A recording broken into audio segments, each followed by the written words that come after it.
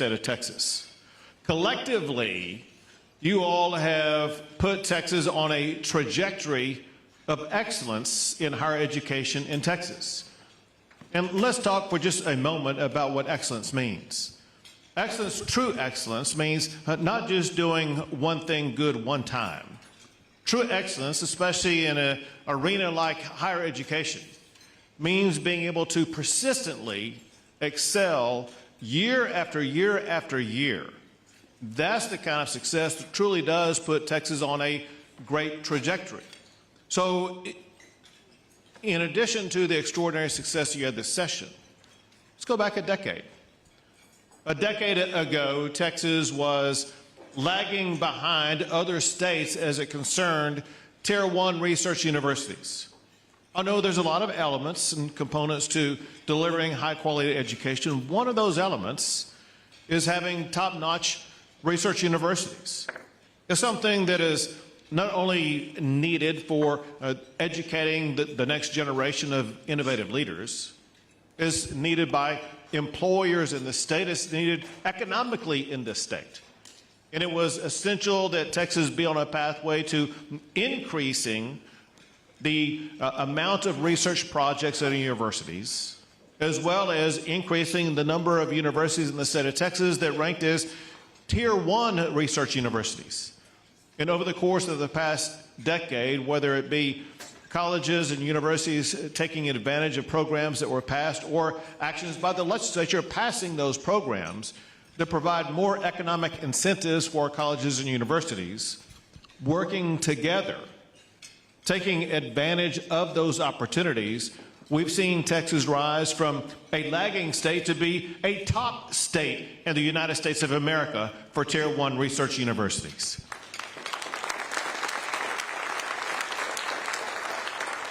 And let me share with you a real-life application of what that means.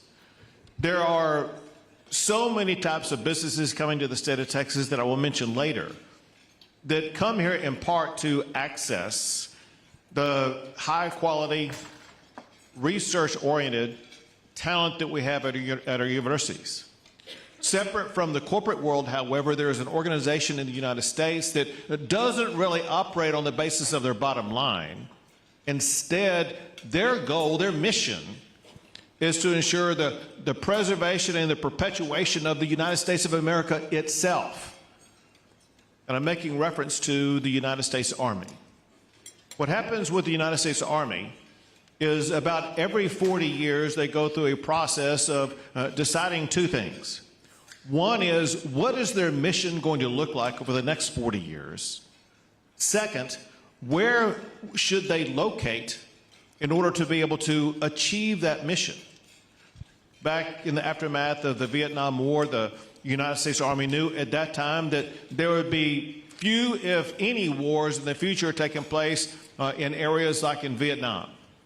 They could foresee in advance the need to prepare for the battlefields of the Middle East and things like that. And they recalibrated what the future of the United States Army was going to look like to deal with their perception of the future of warfare. Now they have gone through that exercise again, knowing that with advancements in technology that we've seen, the future of warfare is not going to be taking place on the battlefields of the Middle East, even though there is one going on as we speak right now. If you look and gaze into the future, you can predict exactly what is going to happen. And that's exactly what the United States Army did. They know that the future of warfare, as well as maybe more importantly, the future of defending and protecting the United States of America is going to be based in the arenas of outer space, cybersecurity, AI, robotics, categories like that.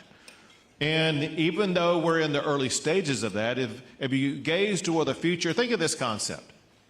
There was a game-changing event that took place in the 1940s, and that was the development of the atomic bomb, and the development of the atomic bomb was able to elevate the United States as the premier country in the world with regard to self-defense, with regard to the ability to truly decide the fate of the future of the world. If you gaze into the future, the countries, the entities that will be in charge of determining the fate of the future of the world will be the countries and entities that determine the fate of artificial intelligence. The entities that control AI will truly be able to control your world. The United States Army understands that, and they are preparing for that as we speak right now. And they went through a process of visiting with regions across the entire country about where they were going to locate their command headquarters to design the future of protecting and preserving the United States of America. And they made the ultimate decision to locate it right here in Austin, Texas, on top of the University of Texas System building. And they did it in part to connect with the University of Texas System, but also because within a 250-mile radius of where they are located, they are connected to all but one of the Tier 1 research universities that we have here in the state of Texas.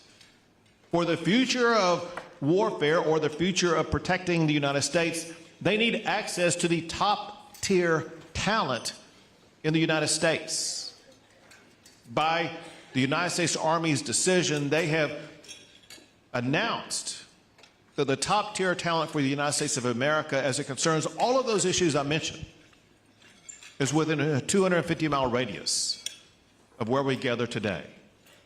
That is a byproduct of what you all collectively have done over the past decade to advance higher education on a pathway to ensure that we would be in a position where we here in Texas, and you, your universities, your colleges in our state are at the forefront of that mission to preserve and to protect the United States of America. What we did this past session and what you all will be involved in to some extent, to the extent that it affects you, will just accelerate that process. I'm proud of what was able to be achieved to create the Texas University Fund, so that in addition to the legacy PUF Fund universities of the University of Texas and Texas A&M, we now have catapulted 4 other university systems: Texas Tech System, the University of Houston System, the Texas State System, and University of North Texas State System. They immediately leapfrog so many university systems across the entire country with the additional $3.9 billion in funds immediately available. And it is going to transform not just those universities, it will transform the programs that will educate the future students who will be on the pathway to being the leaders, not just nationally, but internationally, in the areas that will determine the future, not just of our public safety, but determine the future of industry, of commerce, of trade, and is a game changer for those universities. But at the same time, because it is a game changer for those universities, it's a game changer for the state of Texas. Another game changer. You know, there may be even a stronger categorization than game changer, a paradigm shift. The model for the country for 2-year colleges is the model that Harrison Keller helped to design and the legislature helped to pass with regard to what the future looks like for the funding for 2-year colleges in the state of Texas. Harrison, thank you for your leadership in that achievement.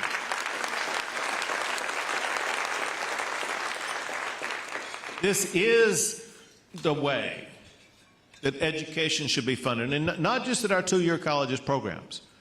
This lays a pathway for education writ large. You know, too often in government and even sometimes in non-government, we just pay for things and hope for good results. That is not effective. It's not an efficient way to design an operation. A better way to design an operation is the way that the funding was recalibrated for our 2-year colleges in the state of Texas, where it is more based upon outcomes as opposed to enrollment. And this is good for our two-year college program, but more importantly, this is extraordinarily transformative for the students who enter those programs. Think of all the students in the United States of America who spend thousands of dollars every year or go thousands of dollars into debt every year getting a college degree, but sometimes not even getting a college degree, going to year after year after year of education and not even getting any type of education, qualification, or certification that can lead to any type of consequential employment. What's being done in two-year colleges in Texas now puts those students on a pathway where they're going to be able to know that they are getting a certificate or a degree that does not only put them on a pathway to getting a job, but actually connects them with employers so that when they graduate, they will immediately go into the workforce. And as valuable as that is for our students, is equally valuable for our employers. Our employers, not just here in Texas, but employers across the country and world, they are begging for a high-skilled, well-trained workforce. And they're willing to pay for it, to move to it, to do anything to be able to tap into it. And there is no other state in the United States that is developing that well-trained, skilled workforce better than the state of Texas.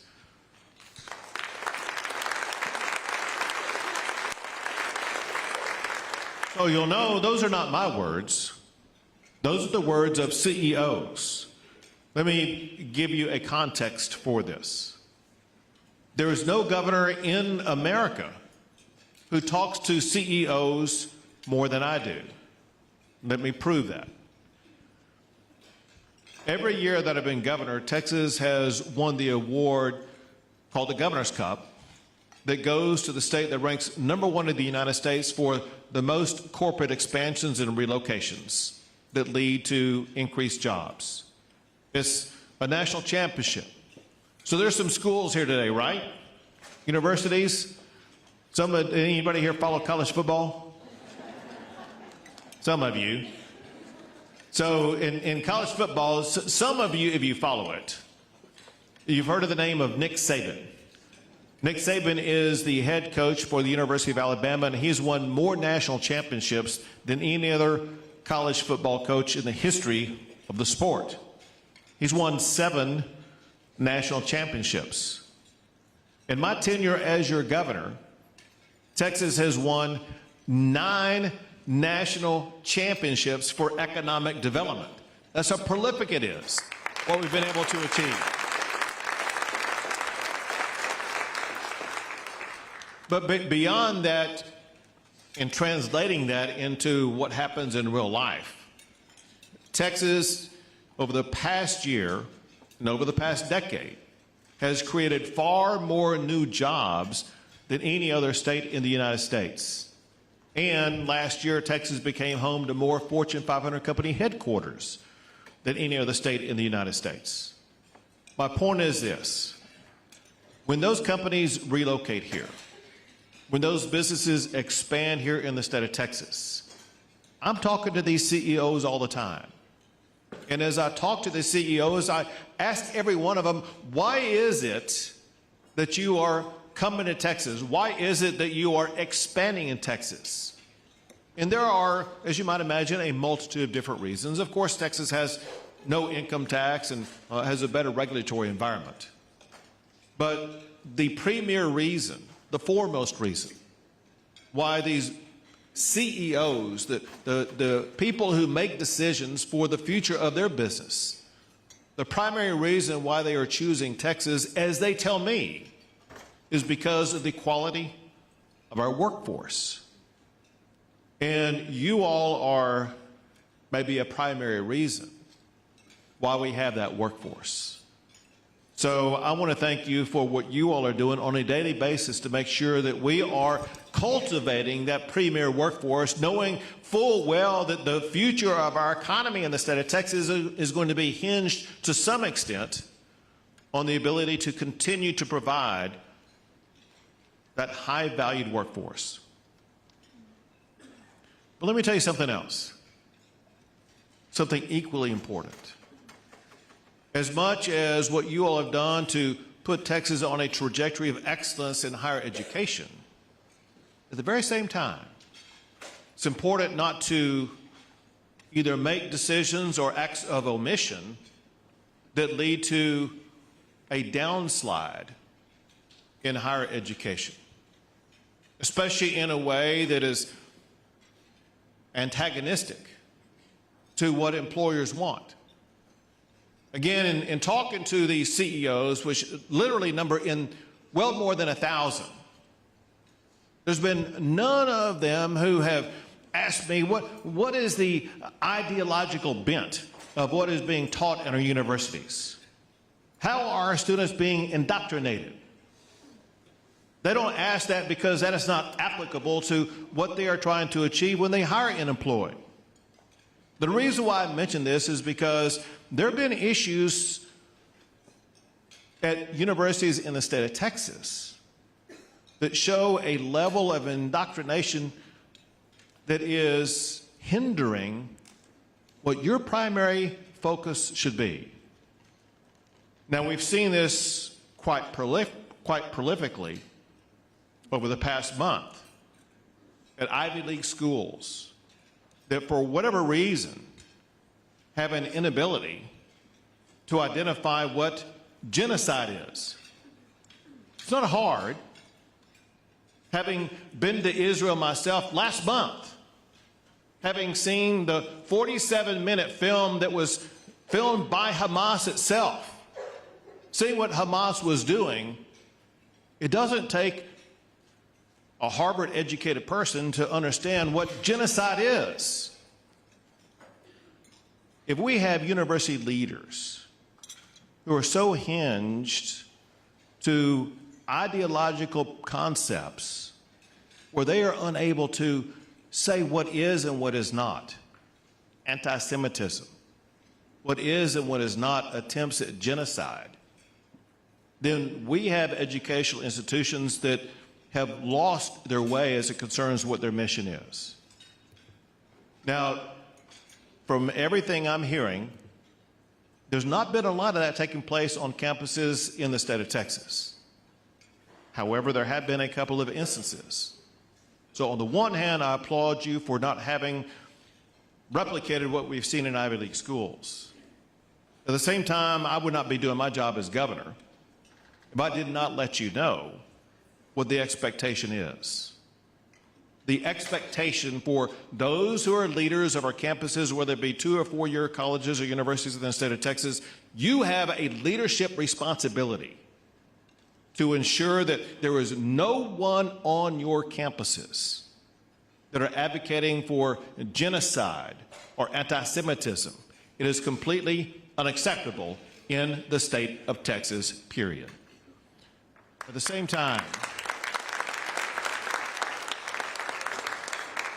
time, again, this is just one of various ways in which we've seen our universities lose their mission, drift from their mission of helping students get educated, of helping employers have access to the workforce they need. There's an example of a university in the state of Texas, for example, where there was an applicant to, I think, move up the ranks. And the applicant was asked a question and got the answer to the question wrong. The question was, very simply, do you think everybody should be treated equally? If you answer anything other than yes to the answer, you completely are wrong. Everyone should be treated equally. But according to the ideology that was being used by what was otherwise perceived as a conservative university in the state of Texas, saying that everyone should be treated equally, it was the wrong answer. That shows a level of application of ideology that drifts from our core mission of educating our students. Listen, we got worldwide competition going on. To tie this together to what I was talking about earlier, the future control of the world could be tied to who controls artificial intelligence. There's an element of education called time on task. To the extent that we are stepping aside from time on task of educating our students to help us preserve, protect, and advance the future of the United States of America, we are losing time on task, and we are losing our grasp on being the most prominent country in the world. Drifting from your core mission is not only exposing your universities to extraordinary condemnation like what some Ivy League schools have been subject to, you're causing us, if you do it, to drift away from what our real core mission is, and that's to keep America the #1 country in the world. But to go back and to connect, to show you what can be, there's a story of a young black woman.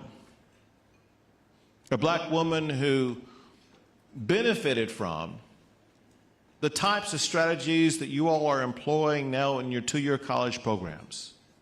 Strategies that focus on elevating an individual by providing them the skill training they need, while at the very same time helping to provide employers with well-skilled, trained employees they need. This was based upon a law that I signed a few years ago, creating apprenticeship programs at some of our employers in the state of Texas. And this young African-American woman gave me a guided tour when I went to her job work site. Her job work site was for S&B constructors and engineers, and they were focused primarily on things like pipe fitting, welding, electrical work, and things like that. And the thing that stuck out to me immediately was that most of the people in this program were women, not men. This woman went through that job training program and told me her life story about how it changed her life. Because 4 years before I met her, this woman was homeless, maybe hopeless. She had an opportunity, however, because of the type of access to job skill training programs like what are offered by our two-year colleges in the state of Texas. And she was able to work her way up. And she told me that despite the fact that she was homeless 4 years before that day she was now a homeowner. And I asked her how much she was making. And when she told me, I said, so this is astonishing. 4 years before you entered this program, you were homeless, and today you're making more than the governor of Texas. That is something that all of you all have the opportunity to do. Think how it would make your heart swell if stories like that could be told of the students that you have come through your systems. The level of transformation for that young woman or young man. The level of benefit it provides to not just employers, but to our state. That's the kind of thing we need to ensure that everybody in this room stays focused on. Our core mission, to truly elevate everybody in this state through pathways of opportunity that can be created by access to high-quality education. Thank you for your devotion to that mission and to the future of our great state. God bless you all, and God bless the great state of Texas.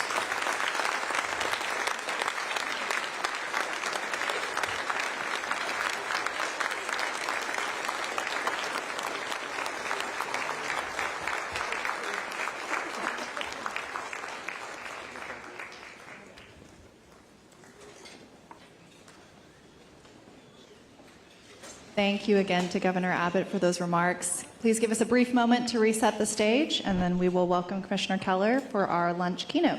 Thank you, everyone.